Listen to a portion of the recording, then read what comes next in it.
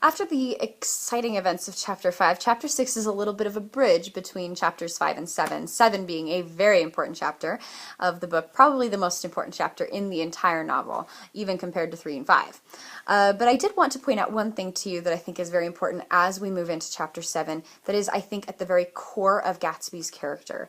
At the very end of the chapter, he's talking with Nick, and Nick observes that it seems that Gatsby doesn't want anything more or less than Daisy for her, except for her to say that she never loved Tom, which is a little bit to ask of her, considering they've been married for a long time, they have a baby together. That's a pretty extreme thing to say. So Nick tries to kind of calm Gatsby down and says, I wouldn't ask too much for you, can't repeat the past. And Gatsby's response is, can't repeat the past? Why, of course you can. I think this is the heart of the trouble with Gatsby and with the 1920s. If Gatsby represents the conflict of the 1920s, then this is the perfect way to do it, because the 1920s were trying to reclaim something that just could not be reclaimed. The excitement of the aughts just was destroyed by the war.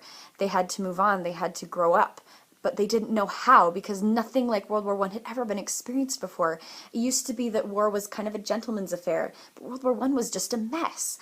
And now their lives are a mess, but they don't know what to do about it.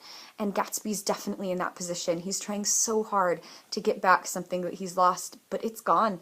And he can't acknowledge that. He just refuses. And that's what the 1920s' biggest problem was people just kind of refusing to acknowledge that they had to grow up. America just couldn't live like they were for long. And you see that at the very end of the 1920s when the stock market falls, that they can't live like that for more than a couple of years before it just explodes.